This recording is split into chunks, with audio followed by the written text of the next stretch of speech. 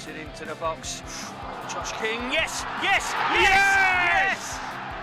The flag stays down, it's Josh King. And here we come again with Harry Wilson into the box under the left foot. Oh yes!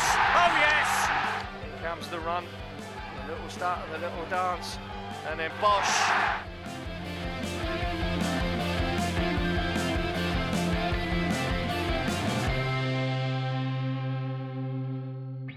Welcome to Quick Fix, your bite-sized edition of the Fulham Fix, and you join us about an hour after full time, where Fulham have just beaten Burnley resoundingly 3-1. However, it didn't actually necessarily feel like maybe a resounding victory. A lot of the time, it was actually pretty, pretty stressful match, I think. Yeah, well, we were 1-0 down with maybe half an hour left to go. I think in that it was like 70 minutes. Still, we were 1-0 down, so yeah, it was. And pulled it out of the fire a little bit. He's actually Silva's made two substitutions that are coming on, as you know, being the announcer, before the goal goes in. So Chukwueze and Sessegnon were coming on actually in the moment the goal was scored. Yeah. But with those changes, it actually did make a difference. It felt like that would have happened anyway, and we've had a really good last 20 minutes where Josh King has had a fantastic game. Yeah, he looked solid, didn't he? He looked really good. Sharp, alert, driving, just passion, like trying to affect the game every time he gets a ball. Harry Wilson still looks,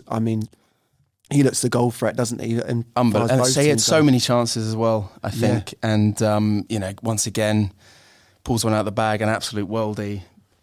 Right time as well, like exactly what we needed that second goal. Was what a player. And Raul is now, as you mentioned before we went on, he's 14 from 14. And that was his 14th penalty, 14 and 14, which is unbelievable. It is an incredible record. What a record to have, and what a season he's having. And given the week that we all know he's had, week or two, it's a lovely moment as well to score a goal there. So there's lots of positives, and it just felt like with 20 minutes left, half an hour left, we have to save our season actually in terms of having a European charge, and we're in the mix. So yeah, we currently, as it stands, it might change, I think, tonight, 8 o'clock kickoff with Brentford, but currently we do sit 8th, which is, a nice place to be. And like you said, it's, beautiful thing about football is it is a game of, in Scott Parker's own words, fine margins. He likes to say that a lot, but it is, there's every chance that we could be sitting here going, I think that might be the season over, but we're not. We're sitting here going, we turned it around. Mad, isn't it? We got the 3 points. If we don't win, we feel, is it another season where, we finished sort of, it could have been something. But given the way it's gone, we still could have a like modern history defining season for Fulham. We could. So we'll wait and see. But anyway, just talking about the game, we're going to have guests talking about on all these quick fixes. Whoever it might be, the idea was to do football analysis. Yeah. But James has run into the Putney end and found the most famous, alongside Jimmy Anderson, the most famous Burnley fan and the most successful podcast host probably in the country.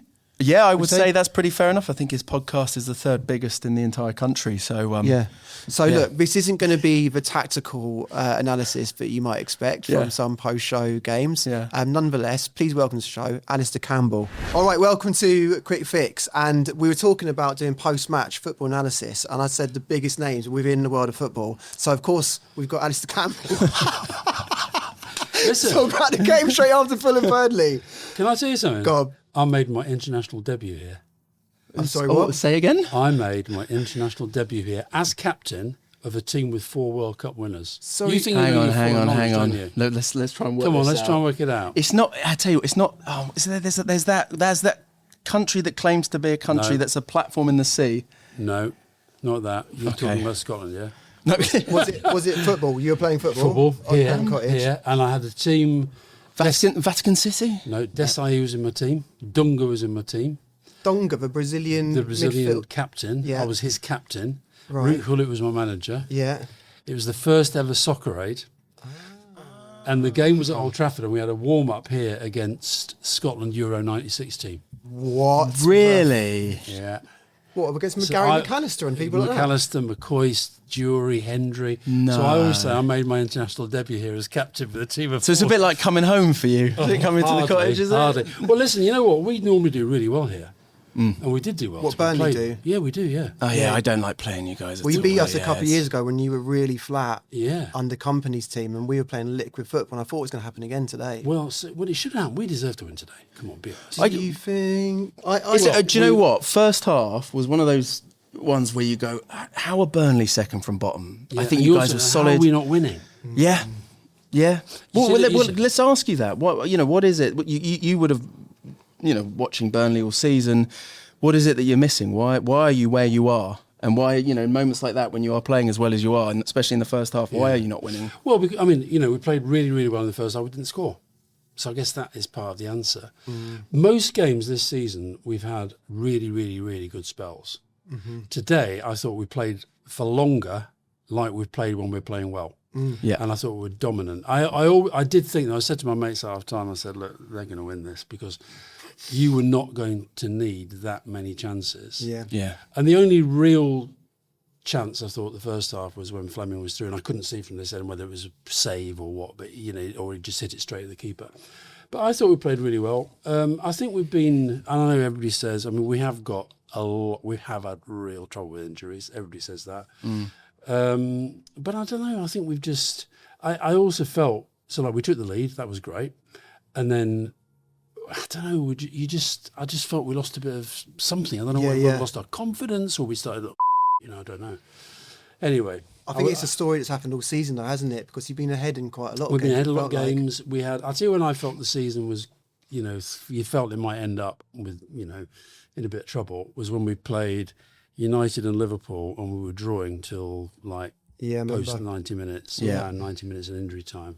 And you just think, Mind you, then again, the best night of I was hoping today was going to be the best day of the season. Best day of the season so far was at Palace away when we were 2-0 down, 1-3-2. Oh, yeah. Yes. So, we've shown fight and I thought today we showed some good football. And I'll tell you what I was a little bit worried about today from the perspective of the fans and the manager and what have you, is that there'd have been a bit of turning against Scott Parker. Yeah. If we lost, I thought that at the start of the game because we haven't been winning.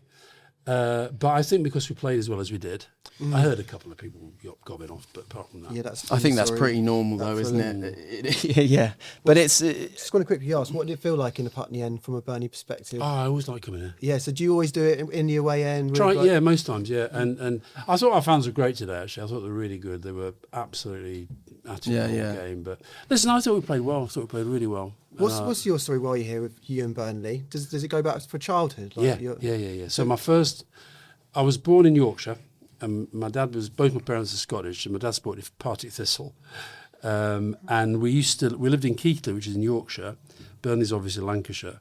And at the time, so when I saw my first game, we were reigning league champions in 1961. Of what? The top. The top division? Yeah. Check it out. Burnley won the league in 1961? We won the league, yeah. Wow. And that was you said that when you first started supporting. Yeah, that was yeah. And so So you're a bit of a glory hunter at that point. No, I'm joking. I wasn't. I'll tell you I'll tell you what happened though was my dad, who didn't really have a particular affection for any team in England, so he used to go some weeks Leeds, some weeks Bradford City, some weeks Huddersfield, some weeks Halifax. We just go and see a game, and I think it was the colours that got me. I don't know.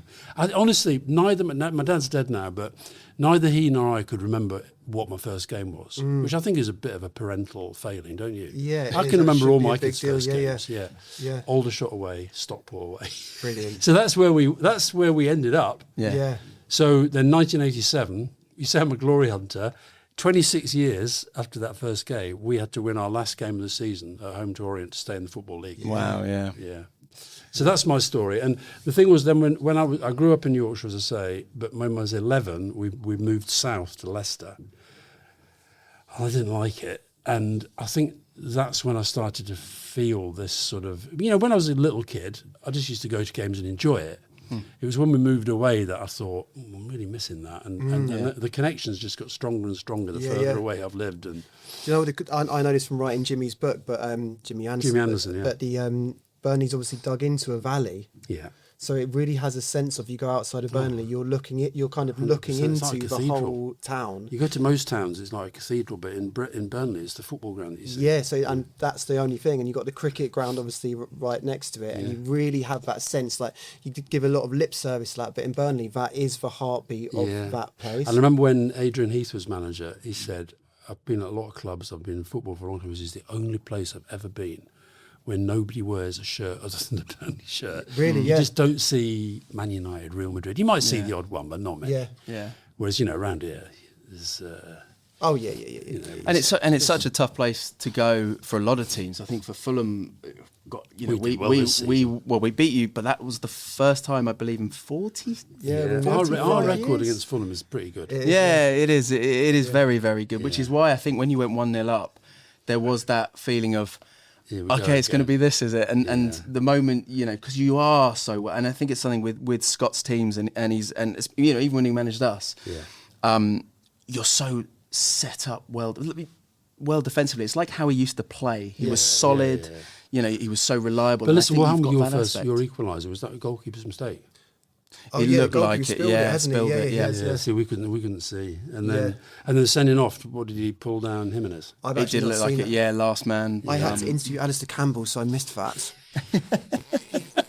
Well, I only agreed to do this interview so I could find out what happened at the other end of the game. That was it. Oh man! So I guess see it. Over to me. I'm right behind Marco Silva, so I can tell you what his back looks like in those moments. Is he good? Nice back. He's got a lovely back. Very he clearly stays in shape. He's not as well dressed as Scott Parker, though, is he? No, he looks good in a suit, doesn't he? He looks good. He always looks Why sharp. did he wear a suit today? He didn't always wear a suit. He used to wear his little. I think he's coming back to Fulham and he wants to make an impression. Show respect. I think it's a bit like, I'm better than I've ever been. When you see your ex-partner and you're like, I'm doing fantastic.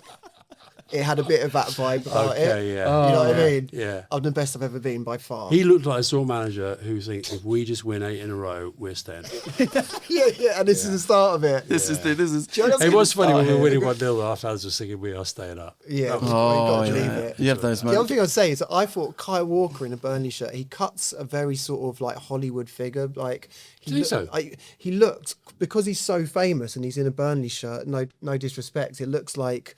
He just looks like a Roman gladiator to me. That's and I think because we're so close to them, it's unusual to see. Obviously, Ian Wright's played for Burnley, but like very Gaza. Joey Parton. Gaza play for Burnley. Gaza played for Burnley. He did all right for us as well. Really? Yeah, he Right. played. Okay. Yeah. I mean, so because you've been supporting them for so long and you've experienced so many highs and lows to the point where you almost drop out the league. You're in a position now with 9 points from safety. The feeling of getting relegated, it surely doesn't feel as painful as it can do, if that makes sense. Well, it's funny enough, we've got a fan who, you should have been interviewing him, not me. He's called Dave Burnley. Because he changed his name. Yeah. Okay. From Beeston. Officially.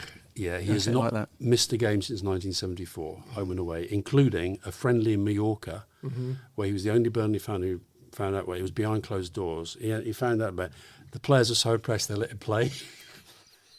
He took a penalty and scored. No. For Burnley. Yeah, I mean, they let him score. I think they were all in on the joke. But anyway, he said to me before the game, I've seen him all my life, and he said, oh, it's like relegation. It's like losing a member of the family, and it's like a wake. I said, I mean, I actually love the Championship. I've got to be honest. Brilliant. Now I know you can't. The players all want to be in the Premier League. The club wants to be in the Premier League. The fans want to. But I love the Championship. So I mean, look, greatly. I still like to think we might win 7 in a row, and then we'll have 40 points. Yeah. And you never know. Yeah, turn up in a better suit next week. I think maybe if he goes back to stripy jumper. Might have jinxed it. Changed it. Can I ask if you do go down, do you hold on to Scott, because he's such a? I mean, he with regards to the Championship, he is brilliant at getting teams out every time. Is it 3 times now? 3 different teams every time. Do you hold on, or do you look for start the project again? What would you do personally as a Burnley fan? I mean, the thing is that, look, I've known a lot of our managers really well. I'd say that Sean Dyche and Stan Turner in particular are really close friends. Yeah. And the thing I know from having that, and you must know this as well because you're close to the club, you never know what is actually going on. I don't know as many of this squad as I've known previous squads, but the ones that I do, who I like and respect, they still talk very, very highly of him. Yeah. And I think you've got to... So I always think that those who... I've got a kind of golden rule. It's a bit like my politics, really. I just don't... I try not to slag off my own team. And so, look, he's a very, very... I think he's a good coach and he's a good manager. Definitely. And he's, he's had a bit of stick from the fans, not much. I think there was one point in the season where he started to think they were getting a bit negative and what have you, and he got a bit grumpy about it. But, and I think the other thing is, we were saying before we started the interview that I think one of the things that's wrong with our politics at the moment is that people feel that so entitled about everything. They've got to have everything. And if it's not, and if they don't have it, it's always going to be somebody else's fault. Yeah. And I think there's a little bit of that in football as well. Yeah. Burnley is a very small town in the north of England surrounded by massive football clubs. Yeah. And we've been in the Premier League. For most of the young fans here, we've been in the Premier League for most of their lives. Yeah. Right? And okay, when I was growing up, I was born at the end of a period where Burnley were one of the big clubs in the country, okay? But that was a completely different period. Now the big clubs are international giants. And we hold our own against some of these teams. And that's the other thing I'd say about this season. There's been a couple of games where we've been a bit battered, but not many. Yeah. Most games we have been in the game right till the end. And, so I like Scott. Yeah. I don't know him as well as I know Sean and Stan, but I like him, and I think he's. We shouldn't assume that we should be kind of playing in Europe every year. Yeah. Do you know what? Just to sum up, we'll let you go now, but you could. Everything you just said, the sentiment could apply exactly to Fulham. Yeah, the similar sized clubs. So that's a really interesting thing, something you might be mindful of. But we still want Europe. I'll tell you the thing I want to know while I'm here, because I loved Sander Berge when he was at Burnley. Yeah, it's such an interesting He one. was our player of the season. Yeah. He was our players' player of the season. He was brilliant. And there was a time before you signed him when Man United were trying to get hold of him. So what happened there? Well, the really interesting thing with Sander is that he scored an amazing goal here for Burnley at Fulham, and so that was one of those really eye-catching moments. But he's played, like, if Marco picks a first team, Sander's always in it. Yeah. And quite often, the credit that will be given to Sander is that sort of invisible player in the middle, putting things together, where like someone just watching football as a bystander's perspective might not necessarily always appreciate what Sander's giving to the side, and you do see it when he's missing from it. But we haven't yet seen just that sort of like punctuated with, because he was like a long striking. He's barely took a shot at goal, Sander, really? isn't it? No, so really interesting to see. I remember the goal he scored here, but no, because I was at this end. When I'm at Burnley, I'm right in the middle. So I'm seeing the pitch that way rather than that way. And I used to love just watching him when he didn't have the ball. Really? Yeah, I loved it. In terms of just how... He just strolls around and he's always in the right place. He picks a pass quicker than anybody else. I used to love watching him. I was really upset when he left. He's also got all strange kindness to him. Has he? Well, no, I never met him, but just on the pitch he looks there's a sort of gentleness for him. He's Erling Haaland's best mate, isn't he? Is he? I think so, yeah. Apparently so. What was the game? I did actually bring that up with him. I've interviewed him a couple of times, and there was one. Was it when Norway had won? What was it? Oh God, League of Nations, like 11-0 or something. Okay. They'd won a massive game. Everyone seemed to have gotten the score sheet. Haaland a few, except for Sander Berge. Still, I'm like, what's going on? You've got to be a bit disappointed that you've not even made that. Everyone's scoring for fun there, but the other Fulham Burnley connection, Jerry Payton, he was a great goalkeeper for us. He went on to be Wenger's goalkeeping coach. Really? There you go. No way. Learn so much of you. This is it. Well, yeah, unbelievable. Shall I say about when I played with Maradona at Old Trafford? I talk about that a lot. No, sorry. I would love. How was that? Yeah. So after I made my debut here, the next day. It's called my debut, my international debut. Yeah. Don't laugh. Yeah. The next day, they told us that Maradona was joining us for the real game. Yeah. Best day of my life. You're playing against him? With him. With him? Because I'm Burnley in Scotland, you see. So can I... What position were you? I was playing left back. And where was Maradona playing? He was just in there. We were like... So did you link up with him at all? Loads.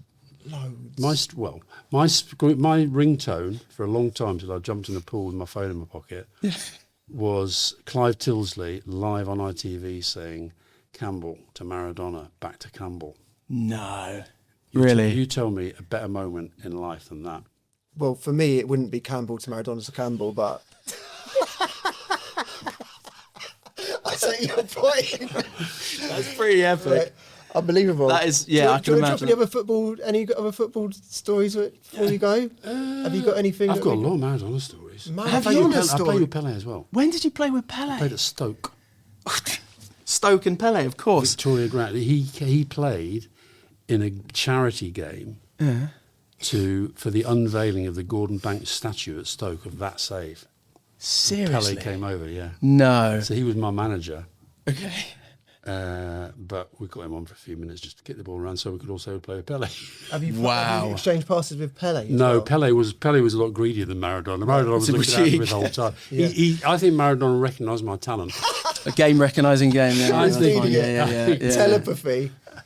My I God. took him to Downing Street and everything with the whole team and met Tony Blair and And he still wouldn't pass you. Maradona did pass. Oh, Maradona! I thought you were talking about Pele No, there. Yeah, I was Stoke. going to say. Oh, really? Okay, yeah. Who would have been a better politician, Maradona or Pele? Oh, that's a good one. Great question. Thank you. Well, Pele was sports minister, wasn't he?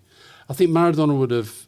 That way he would have been. Maradona would I don't think. have been involved in more scandals. Yeah. Maradona would have been probably a better campaigner. I agree. I think he'd be a charismatic politician for sure. 100%. Well, and should I say something else about him? He's very political. Yeah. He's got, as I know from having shared a shower with him twice, he's got a tattoo of Castro on his calf. Does he? Yeah. Okay. So he's look. I'm giving it to Maradona on every level.